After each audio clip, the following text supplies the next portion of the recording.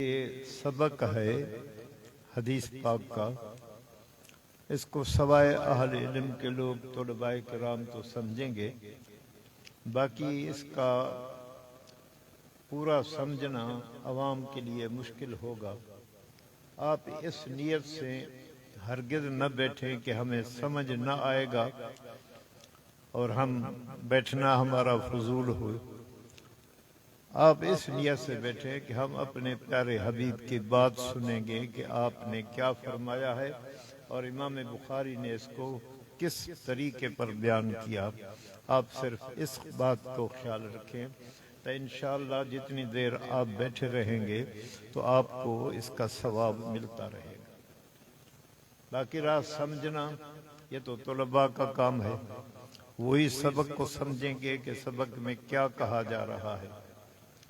تو یہ حدیث ہے، میں خارجی باتوں میں ہرگز نہ جاؤں گا کہ خارجی باتوں کو ذکر کروں، اگرچہ میں پہلے رواج کے مطابق کہ علماء کرام خارجی باتیں بیان کرتے تھے تو میں بھی خارجی باتوں کو شوق سے بیان کرتا تھا۔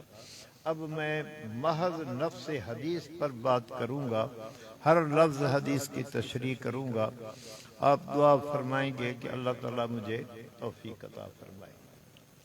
میرے پیارے، اصل بات یہ ہے کہ اللہ کے نزدیک پسندیدہ دین جو ہے وہ دین اسلام ہے۔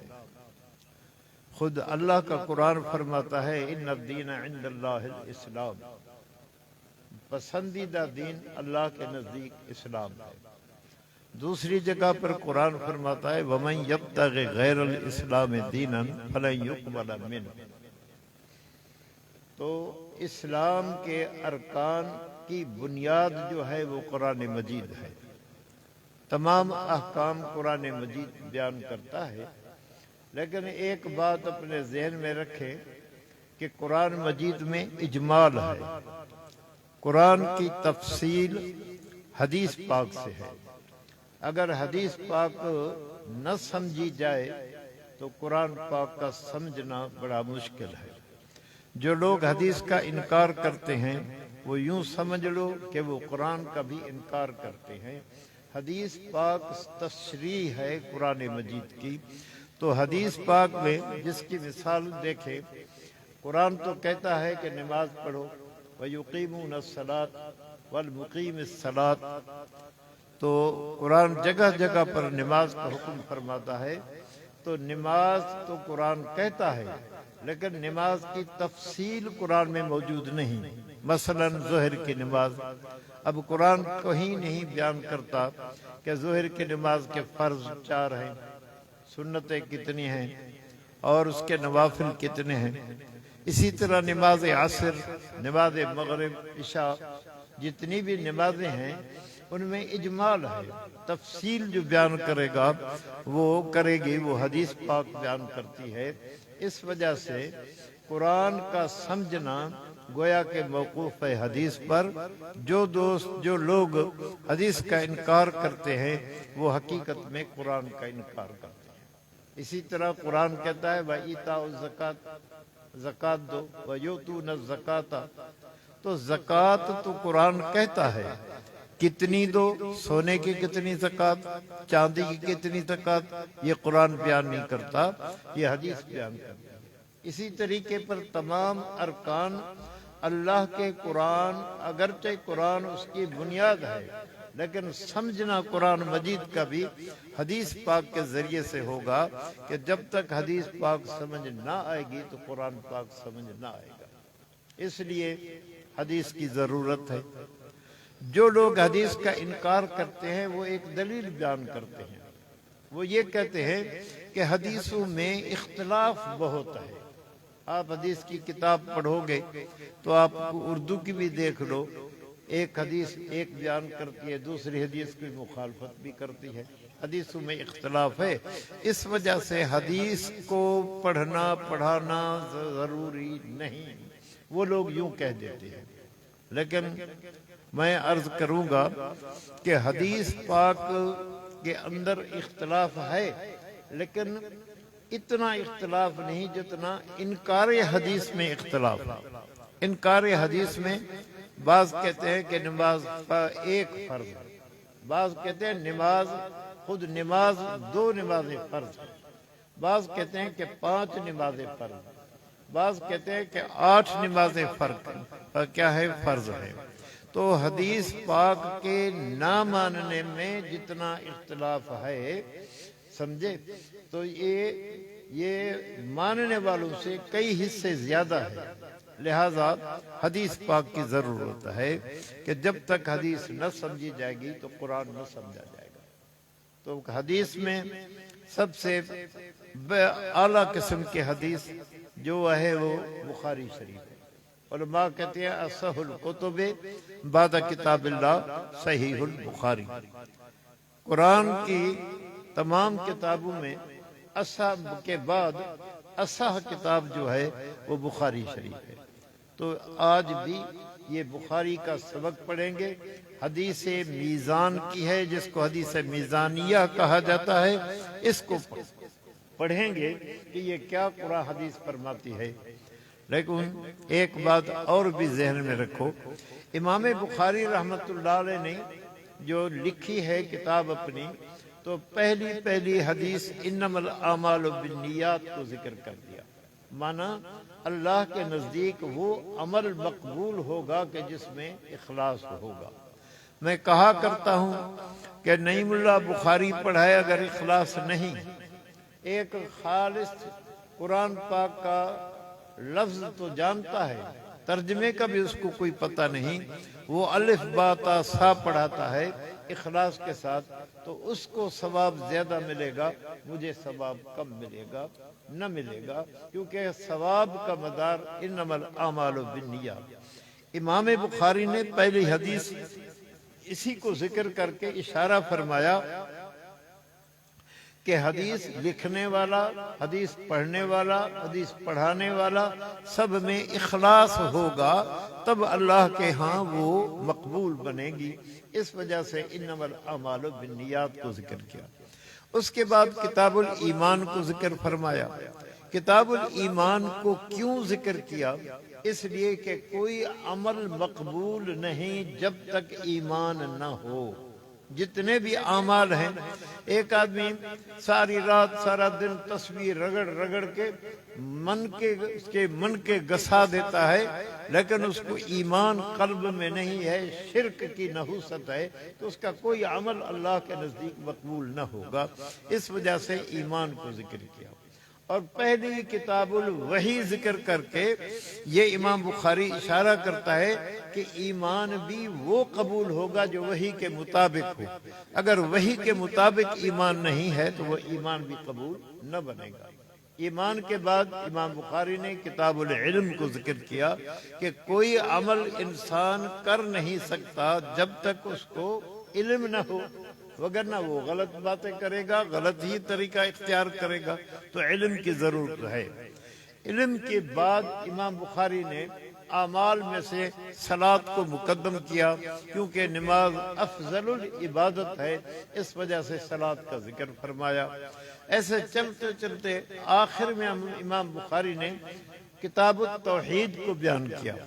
حدیث پاک میں آتا ہے من کان آخر کلامہ لا الہ الا اللہ دخل الجنت، او کما قال صلی اللہ علیہ وسلم، فرمایا جس کا آخری کلمہ لا الہ الا اللہ ہوگا، یعنی مرتے وقت میں اس کو لا الہ الا اللہ نصیب ہوا، تو وہ دخل الجنت، وہ جنت میں داخل ہوگا۔ اس وجہ سے آخر امام بخاری توحید کو ذکر کرتا ہے کہ لا الہ الا اللہ کے بغیر جنت نصیب نہ ہوگی۔ پھر اس کتاب کے اندر جو باب ذکر کر دیا آخری اس میں یہ حدیث میزانیہ وزن اعمال کا ذکر کیا، کیونکہ وزن اعمال کے بعد یا جنت ہوگی یا جہنم ہوگی۔ جب اعمال کا وزن ہو گیا تو کوئی جنت کا حقدار ہوگا، جنت میں چلا جائے گا، جو جہنم کا حقدار ہے وہ جہنم چلا جائے گا۔ اس وجہ سے وزن اعمال کو ذکر کیا۔ تو امام بخاری رحمت اللہ علیہ نے یہ طرز پر یہ لکھا ہے جو میں نے عرض کر دی۔ اب باب باندھا ہے باب قول اللہ پیارے آپ کئی بار پیچھے پڑھ چکے ہو، امام بخاری قرآن مجید کی آیت ترجمۃ الباب میں ذکر کرتا ہے، کبھی استدراکن، کبھی استدلالن، یا تبرکن قرآن کو ذکر کرتا ہے، یا دلیل بیان کرنے کے لیے پہلے ہی قرآن کو بیان کرتا ہے۔ تو ترجمۃ الباب میں امام بخاری نے قرآن مجید کی آیت پیش کر دی، قول اللہ وَنَضَعُ الْمَوَازِينَ الْقِسْطَ لِيَوْمِ الْقِيَامَةِ۔ بھائی میرے پیارے، آپ میری طرف غور کر کے میری باتیں سن لو، ممکن ہے اللہ پاک آپ کو کوئی چیز سمجھ عطا بھی فرما دے، تھوڑا سا توجہ کر لے، اور ایسے موقع کم ملتے ہیں۔ یہ مجلس جو ہے نا، اس میں انسان دل میں جو بھی دعا مانگے گا اللہ پاک اس کو قبول فرمائے گا۔ امام بخاری نے یہ حدیث لکھی ہے، علماء نے لکھا ہے کہ انسان جب مجلس میں بیٹھے، اور اگر مجلس میں انسان جب بیٹھتے ہیں دوست احباب، تو کوئی نہ کوئی بات غلط نکل جاتی ہے، تو غلط بات نکلنے کے بعد اگر وہ ساتھی میں سے کوئی کہہ دے سبحان اللہ و بحمدہ سبحان اللہ العظیم، تو اس کے وہ سارے گناہ مٹ جائیں۔ تو بخاری نے آخر میں اس حدیث کو ذکر کیا ہے کہ اگر میں بخاری سے بھی کوئی اگر غلطی ہو گئی ہے تو میں یہ حدیث آخر میں ذکر کر رہا ہوں تاکہ میری بھی غلطی معاف ہو جائے۔ تو یہ بخاری کی طرز بتلا دی۔ اب قرآن کہتا ہے نازع، لفظی صراحتاً قرآن یہ کہتا ہے کہ ہم وضع کریں گے، یعنی اللہ تعالیٰ اپنی طرف نسبت فرماتا ہے کہ ہم قیامت کے دن ترازو کو قائم کریں گے، انصاف کی ترازو ہوگی جس میں اعمال کو تولا جائے گا۔ قرآن یوں کہتا ہے۔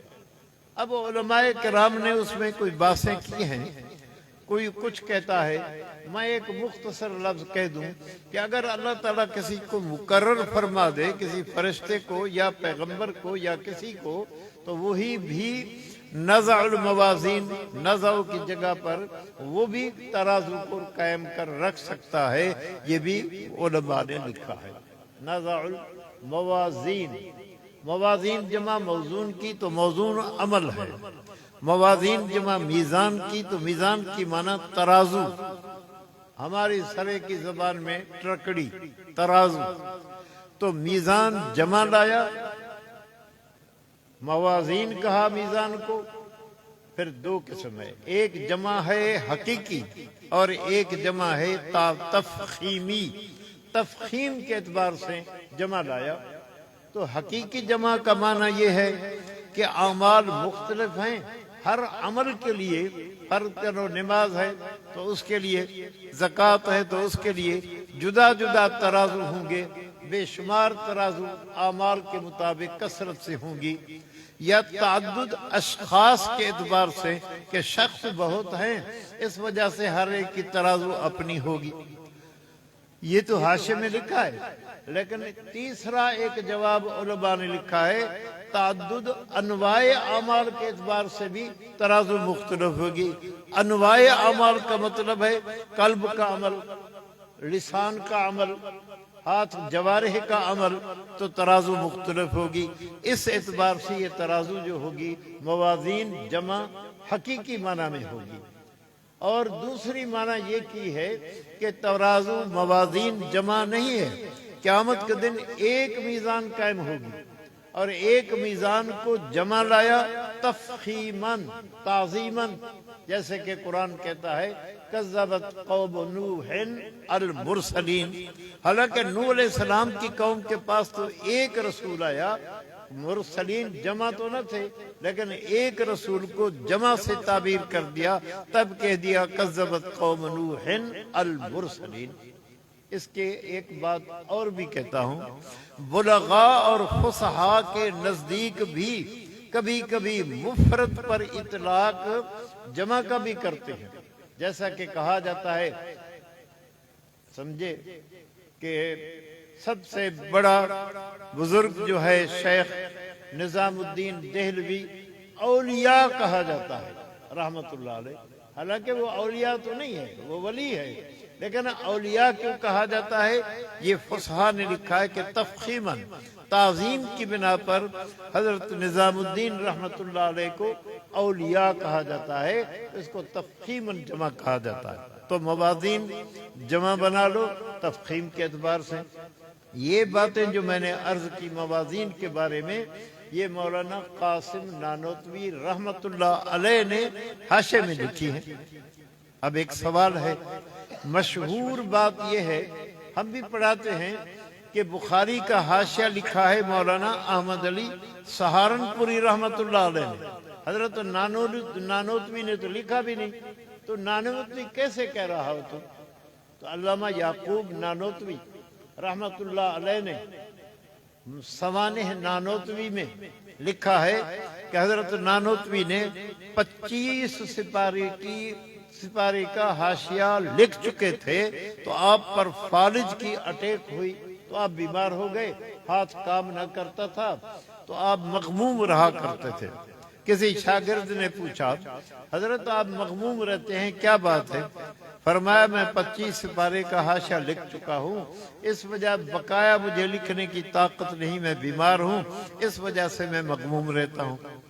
تو حضرت سہارنپوری رحمت اللہ علیہ فرماتے ہیں، کچھ دنوں میں مجھے القاء ہوا اللہ کی طرف سے کہ احمد علی بقایا 5 سپارے مولانا قاسم نانوتوی کے ذمہ لگاؤ، وہ اس کو پورا کرے گا۔ تو میں نے حضرت نانوتوی رحمت اللہ مولانا قاسم نانوتوی کو دیا، انہوں نے یہ پورا کیا ہے۔ تو یہ حاشے میں پچھلے 5 سپارے حضرت نانوتوی کے لکھے ہوئے ہیں، حضرت سہارنپوری کے نہیں لکھے ہوئے، لیکن مشہور بات تو یہی ہے جو میں نے پہلے عرض کر دی۔ توجہ فرمائے سے فرمایا نازع الموازین القسط، القسط کو منصوب پڑھا توا کو، یہ موازین کی صفت ہے۔ سوال پیدا ہوگا، صفت موصوف میں تو مطابقت ہوتی ہے، یعنی موصوف اگر مجرور یا منصوب جمع ہو تو صفت بھی جمع ہونی چاہیے، تثنیہ ہو تو صفت بھی تثنیہ ہونی چاہیے۔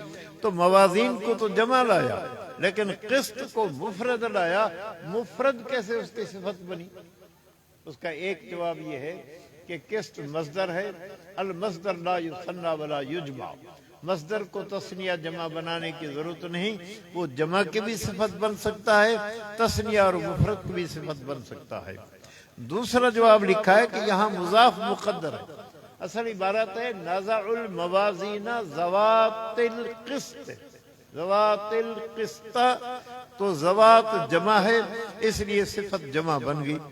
تیسرا جواب یہ کہ یہ قسط کے جو قسطہ ہے یہ صفت بھی نہیں بلکہ مفعول لہو ہے، اب کوئی اعتراض باقی نہ رہا، تو فرمایا نزع الموازین القسط لیوم القیامت۔ میرے پیارے، یہ لام کے متعلق علماء لکھا ہے کہ لام تعلیلی بنا دو، اس سے کے بعد مضاف مقدر کر دو، لیوم القیامہ کی معنی لے حساب یوم القیامہ۔ بعض کہتے ہیں کہ لام حرف جارہ ہے لیکن یہ بمعنی فی کے ہے، اور قانون ہے کہ ایک حرف جارہ دوسرے حرف جارہ کی جگہ پر استعمال ہوتا ہے، تو لام کو فی کی جگہ پر ہے، اصل عبارت ہے فی القیامت، فی یوم القیامت۔ اور بعض حضرات کہتے ہیں کہ یہ لام وقتیہ ہے، جیسے کہ اقم الصلاۃ لدلوک الشمس ہے، تو لدلوک کی لام جو ہے وقت دلوک الشمس ہے، تو یہاں پر بھی کہا جائے گا نزع الموازین القسط لیوم القیامہ، وقت یوم القیامہ، یوں کہا جائے گا۔ یہ آیت ہے ترجمۃ الباب، اس کی میں نے ایک لفظ کی جو تھوڑی سی میرے ناقص عقل نے مجھے سمجھایا آپ کو بیان کر دی۔ اب آگے لفظ ہے، یہ قرآن مجید کی آیت نہیں، یہ امام بخاری کا جملہ ہے، وَأَنَّ عَمَلَ بَنِي آدَمَ وَقَوْلَهُمْ يُوزَنُ، یہ امام بخاری فرماتا ہے۔ اس کو کہتے ہیں مناسبات ترجمۃ البخاری. وہ ترجمۃ الباب تھا، یہ ترجمۃ الباب کے مناسب ہے. تو کیا کہہ دیا؟ ان اعمال بنی آدم وقولہم یوزن. اب میری بات کو تھوڑا سا غور فرمائیں تو میں کچھ بات کہہ دوں. کہتا ہے اعمال بنی آدم. سوال پڑتا ہے بھائی میں نے وعدہ کیا کہ نفس بخاری پر جاؤں گا، باہر نہیں جاؤں گا. باہر کی باتیں میں تھوڑا بہت واز بھی کرتا رہتا تھا، اب تو میں لاچار ہوں، جاتا بھی نہیں، جا سکتا بھی نہیں، چل بھی نہیں سکتا، سفر بھی نہیں کر سکتا. تو میں واز بھی کچھ جانتا ہوں، لیکن میں واز کے اعتبار سے میں بخاری نہیں پڑھا رہا. نفس بخاری کے لفظ لفظ پر کچھ عرض کروں گا. طلباء کو توجہ کرنی چاہیے. اعمال کہا، سوال پڑتا ہے اعمال بنی آدم کہا، افعال بنی آدم کیوں نہ کہا؟ افعال کہہ دیتا. میرے پیارے، اعمال کا اطلاق مکلفین کے اعمال پر ہوتا ہے، یا ذوی العقول، یا کہہ رہا ہوں دوسرا، یا ذوی العقول کے اعمال پر کے اب اعمال عمل پر ہوتا ہے. اس وجہ سے اعمال کا لفظ ذکر کیا، کیونکہ یہ اعمال بنی آدم ہے، یہ ذوی العقول بھی ہیں، یا اس کو کہیں گے کہ یہ مکلف بھی ہیں. اس وجہ سے کیا کہا؟ اعمال بنی آدم. یوں نہ کہا افعال بنی آدم، کیونکہ افعال کا اطلاق وہ ذوی العقول غیر ذوی العقول دونوں پر ہوتا ہے، یا ان کا اطلاق مکلفین غیر مکلفین دونوں پر ہوتا ہے. تب اس کو نہیں ذکر کیا، بلکہ کیا کہہ دیا؟ ان اعمال بنی آدم. اب بنی آدم کہا، بھائی جیسے بنی آدم مکلف ہے، ان کا حساب کتاب ہوگا، ان کے اعمال کو تولا جائے گا، جنات کے عمل کو بھی تولا جائے گا. تو بنی آدم کی تخصیص کیوں فرمائی بخاری نے؟ بابا احکام مشترکہ ہو نا، تو پھر اصل کو ذکر کیا جاتا ہے، اور تابع کو ذکر نہیں، مستقل اس کو ذکر نہیں کیا جاتا. اب اس میں اصل کے اعتبار سے دیکھیں تو اصل ہے بنی آدم، اور جنات جو ہیں اس کے تابع ہیں. تو بنی آدم، جیسا کہ قرآن مجید میں مرد اور عورت کو حکم ہوتا ہے، تو قرآن ذکر مرد کا کرتا ہے، عورت کا ذکر کم کرتا ہے. بلکہ عورتوں نے حضور صلی اللہ علیہ وسلم کو عرض بھی کیا کہ ہمارا تو تذکرہ قرآن میں ہے نہیں. تو بھائی عورتیں تابع ہیں مرد کے، تو مرد کے جو اعمال تولے جائیں گے تو پھر جدا عورتوں کے لیے ذکر کرنے کی ضرورت نہ پڑے گی، کیونکہ وہ تابع ہیں. تو ان اعمال بنی آدم وقولہم. بھائی سوال، پہلی بات تو قول کو مفرد لایا اور اعمال کو جمع لایا، طرز کیوں بدلی؟ اس لیے قول کو مفرد لایا کہ محل صدور کا، قول کا محل صدور جو ہے فقط زبان ہے، وہ ایک ہے، اور اعمال کا جو صدور ہے وہ جوارے سے ہے، وہ بہت ہے. اس لیے اعمال کو جمع لایا اور قول کو مفرد کر کے لایا. دوسرا، قول بھی عمل ہے. سننا میری بات، قول بھی کیا ہے؟ عمل ہے. تو جب اعمال کا ذکر کر دیا تو پھر قول کو جدا ذکر کرنے کی کیا ضرورت تھی؟ قانون ہے کہ خاص کا عطف جب عام پر ڈالا جائے تو اس وقت میں کوئی نہ کوئی نکتہ ہوتا ہے. تو یہاں پر نکتہ کیا ہے کہ قول کا اہتمام بتلایا، کہ قول میں اہتمام کیا جائے. کیوں؟ ایک تو بات یہ ہے کہ اعمال انسان کے تھک جاتے ہیں، قول زبان تھکتی نہیں، خصوصاً عورتوں کی.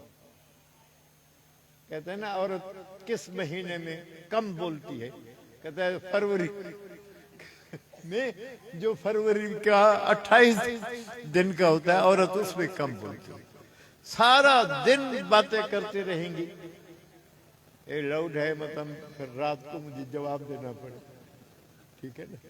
آپ سمجھ گئے ہوں گے، اپنے گھروں میں دیکھا ہوگا کہ عورتیں ساری رات مجلس کرتی رہیں گی، بات نہیں. تو قول زبان تھکتی نہیں، اس کا اہتمام کر دیا. پیارا جواب اور ہے، اور جواب بڑا پیارا ہے. سنو بھائی، فرمایا قانون ہے کہ نبی سے فرماتے ہیں کہ ان فی الجسد، سمجھے، مضغۃ، جسے میں ایک ٹکڑا ہے، اذا صلحت صلح الجسد جسد کلہ، اذا فسدت فسد الجسد کلہ، الا وہی القلب۔ قلب کی اصلاح اور قلب کا فساد کی وجہ سے پورے اعضاء کے اندر فساد اور کیا ہوتا ہے، صلاح ہوتی ہے۔ اسی طریقے پر کلام کے اندر بھی یہی ہے کہ کلام کے اندر کیا ہو جائے، صلاح ہو جائے یا فساد ہو جائے تو وہ باقی اعضاء میں کا فساد بھی ہوتا ہے، کلام میں اور صلاح بھی ہوتی ہے۔ تو اس وجہ سے قول کی جدا تخصیص کر دی، تب فرما دیا قولہم۔ لیکن بعض نسخوں میں قول کے بجائے اقوالہم جمع بھی آیا ہے۔ تو بھائی اگر قولہم تو یوزن، اگر اقوالہم تو توزن پڑھا جائے گا۔ یہ ہے ترجمۃ الباب قرآن مجید کی آیت پر میں نے کچھ عرض کر دیا۔ اب آگے امام بخاری کی بات چل رہی ہے، اعمال بنی آدم وقولہم یوزن۔ اس پر ایک بات کرتا ہوں، ایک دعا مانگتا ہوں پہلے، پھر بات کرتا ہوں۔ دعا مانگا کرو اللہ تعالیٰ باطل فرقوں سے بچائے، آمین کہہ دو۔ اللہ ہمیں راہ مستقیم عطا فرمائے۔ آپ نماز میں، ہر نماز کی ہر رکعت میں کہتے ہو اہدنا الصراط المستقیم، کہتے ہو نا سن؟ ہر رکعت میں، ہر نماز میں، ہر نماز کی ہر رکعت میں اللہ سے صراط مستقیم پر چلنے کی دعا کرتے ہو۔ شاہ عبد القادر مانا کرتا ہے، چلا ہم کو سیدھی راہ پر، غیر المغضوب علیہم ولا الضالین، اللہ تعالیٰ گمراہوں کے فرقے سے بچائے۔ تو بھائی ایک فرقہ ہے جس کا نام ہے معتزلہ، جن کا بڑا جو تھا وہ واصل بن عطا تھا، تو وہ حضرت امام حسن بصری کے پاس پڑھتا تھا اور اوٹ پٹانگ کے سوالات کرتا۔ امام حسن بصری اس کو سمجھاتے لیکن وہ مانتا نہ تھا۔ آخر میں امام بصری نے کہہ دیا اعتزل عنا، یہ ہم سے جدا ہو گیا۔ اس سے ان کا نام معتزلہ بنا۔ معتزلہ کہتے ہیں کہ قیامت کے دن اعمال تولے نہ جائیں گے۔ کیوں؟ کہ اللہ کو تو پتہ ہے یہ جنتی ہے یہ جہنمی ہے۔ اعمال تولے تب جائیں کہ اللہ کو پتہ نہ ہو، اللہ تو جانتا ہے۔ یہ نسبت جہل کی اللہ کی طرف ہو جائے گی، اس وجہ سے اعمال کو تولنے کی ضرورت نہیں ہے۔ لیکن یہ گمراہ فرقے نے غلط بات کہی ہے، یہ جہل جو ہے بندوں کے اعتبار سے ہے، خدا کے اعتبار سے نہیں ہے۔ کیونکہ بندے کو کوئی پتہ نہیں۔ اب بندہ جب اعمال بندے عرض بھی کریں گے اللہ سیاں ہمیں جہنم میں ڈال دیا، کیوں؟ فرشتوں کی وجہ۔ فرشتے تو ہمارے پرانے مخالف ہیں۔ اللہ تعالیٰ ان کے گواہ قائم کرے گا، فرمایا اس کے منہ پر مہر لگا دیں گے، منہ اس کا چپ ہوگا، عذاب بولنے شروع کر دیں گے۔ جب وہ کھولیں گے تو عذاب کہیں گے منہ کو، زبان کو کہ تم نے لما شہدتم علینا، تم نے گواہی کیوں دی؟ قالوا انطقنا اللہ الذی انطق کل شیء، تو اللہ تعالیٰ ان سے کلام کرواتا ہے۔ تو میرے پیارے، تو اصل میں جہل جو ہے عوام کے اعتبار سے ہے، جہل اللہ کے اعتبار سے نہیں۔ دوسری دلیل ہے معتزلہ کی کہ یہ تو آراز ہے، آراز کو تو جثہ نہیں ہوتا، اس کو کیسے تولا جائے گا؟ تو تولنے کے لیے تو جثہ ہونا چاہیے۔ سمجھے بھائی، سائنس نے میرے محمد کے دین کی تائید کر دی۔ میں بخاری پڑھتا تھا، حضرت بنوری رحمت اللہ علیہ کے پاس صبح کو آپ سبق پڑھانے جو آئے تو سبق سے پہلے آپ نے فرمایا صاحب طالبوں کو کہ طالبوں تم نے کوئی رات خبر سنی ہے؟ جو ریڈیو کے شوقین تھے انہوں نے کہا سے ہم نے سنی ہے، امریکہ کہتا ہے میرا جہاز چاند پر پہنچا ہے۔ تو آپ نے فرمایا جنہوں نے یہ سنا ہوگا، ہمیں تو ابھی تک ریڈیو چلانا نہیں آتا تو ہم کیا سنا، ریڈیو نہ پتا۔ تو انہوں نے کہا، تو حضرت نے فرمایا دیکھو جب وہ کہے نا کہ امریکہ کا جہاز چاند پر چلا گیا تو تم اس کی تردید نہ کرنا، تم پھر پوچھو سے کہ تمہارا جہاز چاند پر پہنچا؟ وہ کہے گا ہاں پہنچا. تو تم کہہ دینا جب تمہارا جہاز چاند پر پہنچ سکتا ہے تو ہمارا محمد بھی معراج پر جا سکتا ہے. تو یہ سائنس نے ہمارے محمد کریم کے دین کی تائید فرما دی، تائید کر دی. تو یہ بھی تائید ہے حضور صلی اللہ علیہ وسلم کے لیے کہ وہ کیا فرماتے ہیں کہ اعمال جو ہیں تولے جائیں گے. کیوں کہ تمہارا میٹر گرمی سردی کو بخار کو تولتا ہے، بتلاتا ہے کہ اتنا ڈگری ہے. جب تمہارا ایک چھوٹا سا پرزہ کام کر سکتا ہے تو کیا خدا کو طاقت نہیں کہ وہ ہمارے اعمال کو توڑ دے؟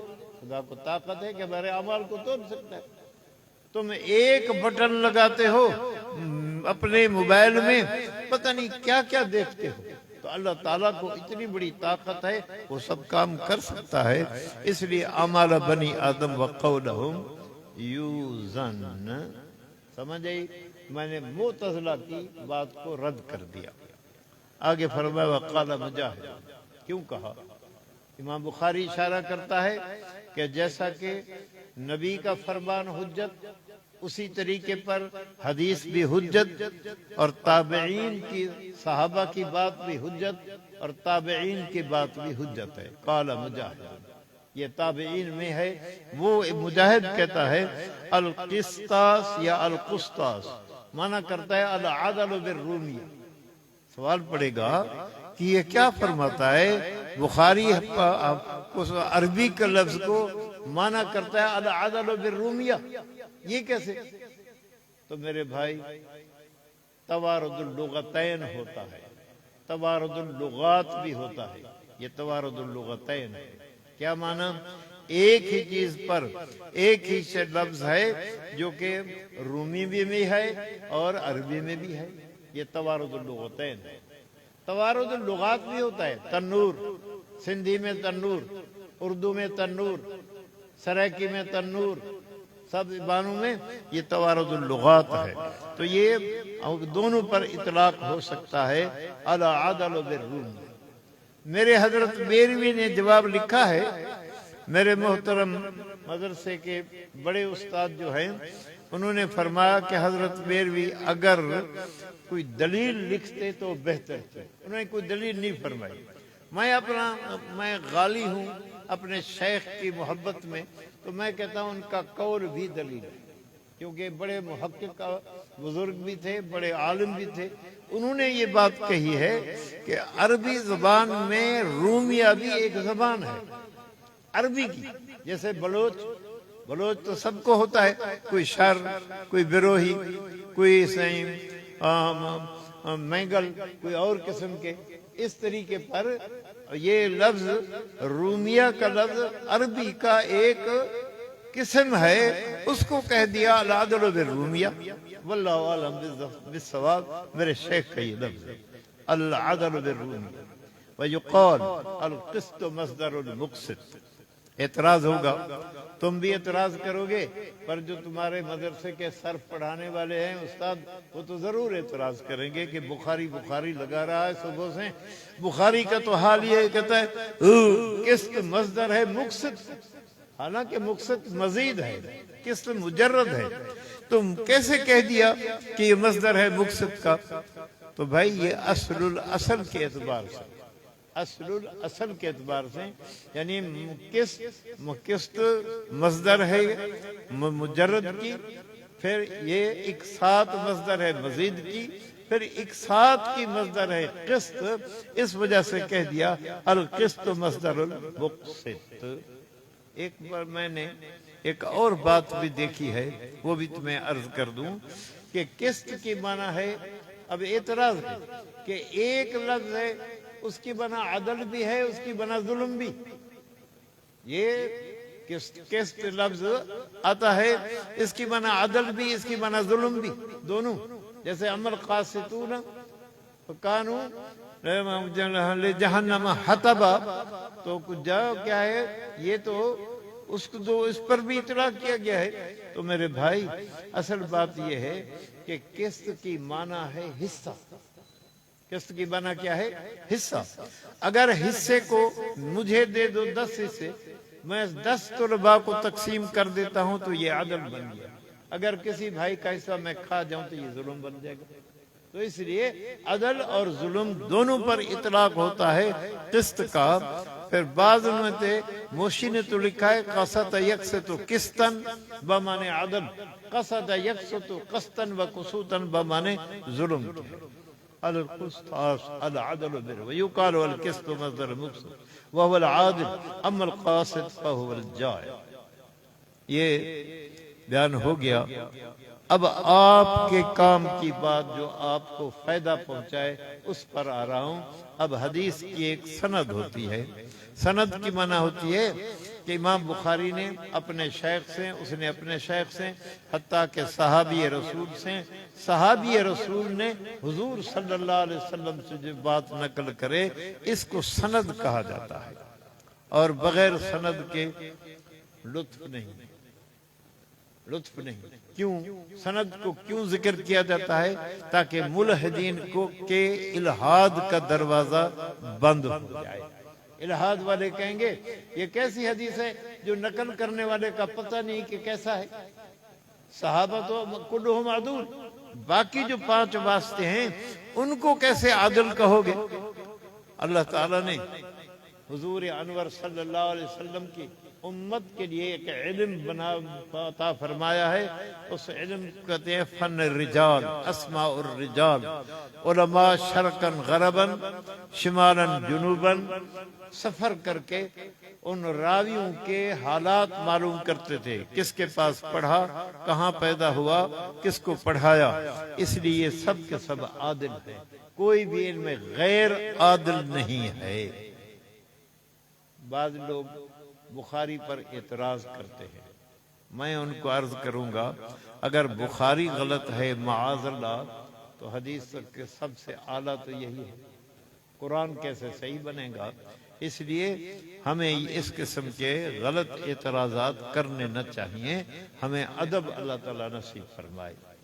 تو حدثنا احمد بن اشکاب، یہ امام بخاری کا استاد، وہ فرماتے ہیں حدثنا محمد بن فضیل، وہ فرماتے ہیں عمارت بن قعقاع، وہ کہتے ہیں ابی زرعہ ان ابی ہریرہ، کہہ دو رضی اللہ تعالی عنہ، قال قال النبی. کوٹ صدر والے اب یہ لفظ میرے ساتھ آپ پڑھنا. یہ حضور صلی اللہ علیہ وسلم کا فرمان ہے. نبی پاک صلی اللہ علیہ وسلم فرمایا کلمتان حبیبتان الی الرحمن خفیفتان علی اللسان ثقیلتان فی المیزان. وہ کون سے 2 لفظ ہیں، 2 کلمے ہیں؟ ایک ہے سبحان اللہ و بحمدہ سبحان اللہ العظیم. آپ بھی پڑھو سبحان اللہ و بحمدہ سبحان اللہ العظیم.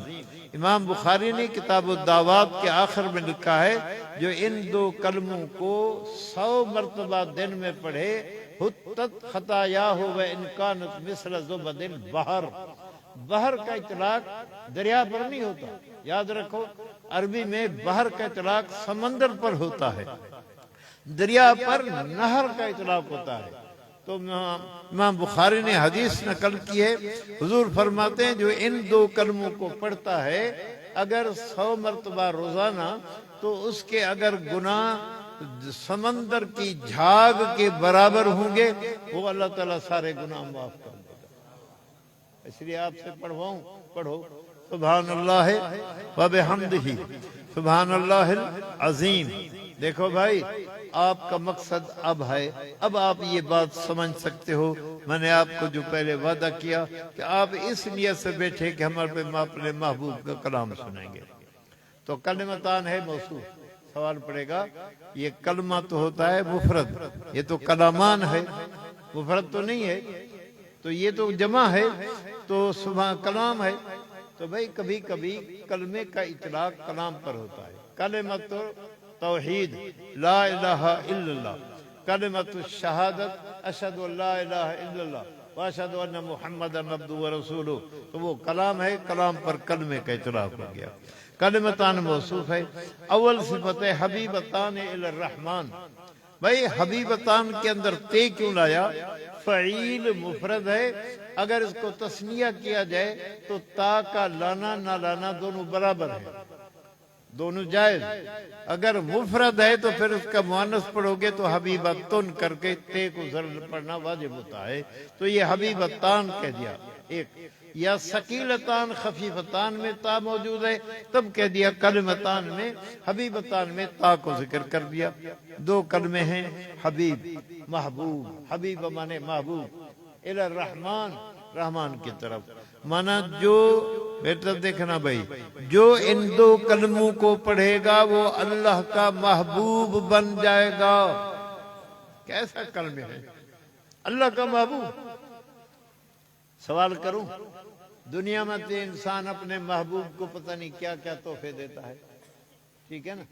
جیسے تم بخیل طالبوں کو کہہ رہا ہوں، تم بخیل اپنے استادوں کو تحفے دیتے ہو نا، صحیح؟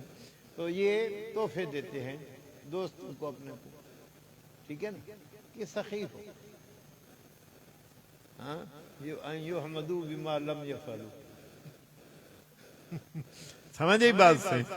تو پیارے، تو یہ کیا کہہ دیا؟ یہ دو کلمے محبوب بنا دیتے ہیں۔ اب اللہ جو محبوب بناتا ہے تو کیا دیتا ہے اپنے محبوبوں کو؟ کیا دیتا ہے؟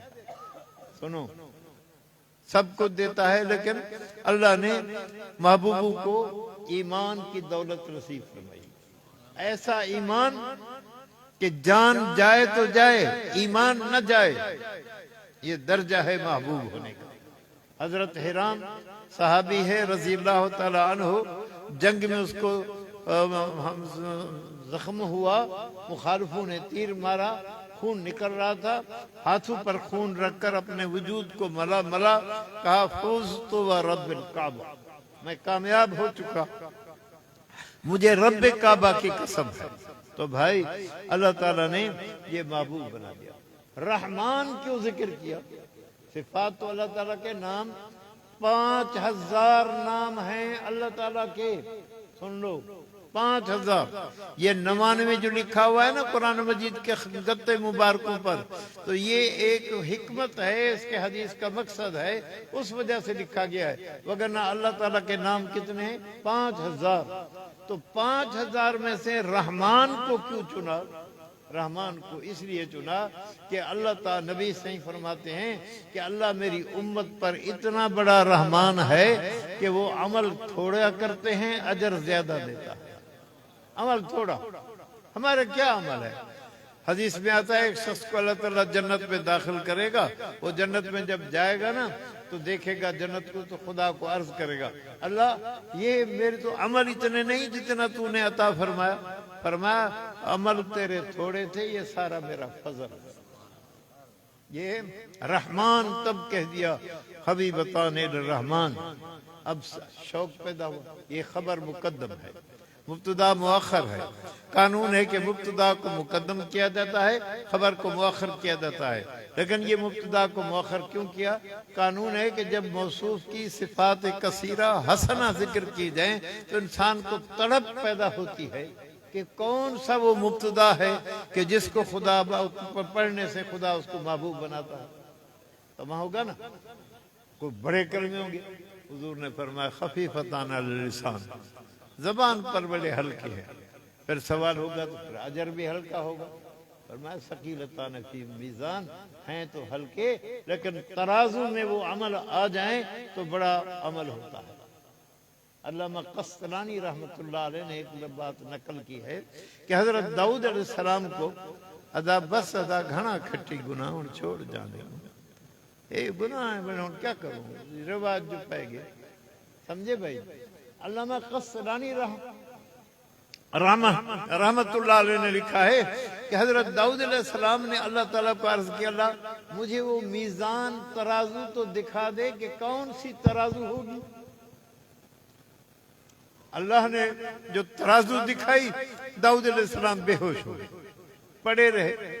جب ہوش میں آئے تو اللہ تعالیٰ کو عرض کرتا ہے، پروردگار یہ تو اس ترازو کا ایک پلڑا اتنا ہے کہ آسمان زمین اس کے اندر چلا جائے تبھی پلڑا بڑا ہے، اتنا عمل کس کے ہوں گے؟ اللہ فرمایا اذا رضیت علی عبد فمنعته بشق تمرۃ او بلا الہ الا اللہ محمد الرسول اللہ. اللہ فرماتا ہے داؤد جب میں کسی بندے پر راضی ہوتا ہوں تو ایک دانے کھجور کے دانے کا کچھ حصہ میرے راہ پر خرچ کرتا ہے تو اس عمل سے بھی اس کے پرڑے کو بھر دوں یا لا الہ الا اللہ سے بھر دوں گا. تو بھائی یہ خفیفتان تو ہیں ثقیلتان فی المیزان. کون سے دو کلمے ہیں؟ سبحان اللہ و بحمدہ سبحان اللہ العظیم. پڑھو سبحان اللہ. یہ مبتدا مؤخر ہے. سبحان میں صفات سلبی کا ذکر ہے، حمد میں سب صفات ایجابی کا ذکر ہے. موشی نے لکھا ہے صفات اکرام یا صفات جلال، اور یہ مقتبس ہے ذوالجلال والاکرام سے. پچھلے دفعہ ہمارے پیارے بھائی مولانا باجوہ صاحب تشریف لائے، ان کو ٹائم نہ ملا. وہ بعض ساتھیوں نے مجھے افسوس بھی کہا کہ آپ لوگوں نے زیادتی کیا ہے، مولانا سے کچھ وقت دیتے. تو میں نے یہ جلدی کوشش کی. اس پر بحث اور جو لکھی وہ آپ حاشیے میں دیکھ سکتے ہیں، وہ موجود ہے، دیکھیں. وآخر دعوانا ان الحمدللہ رب العالمین. آپ بیٹھ رہے، ابھی مولانا خطاب کرنا ہے. کرسی کو نہیں رکھے باہر میں.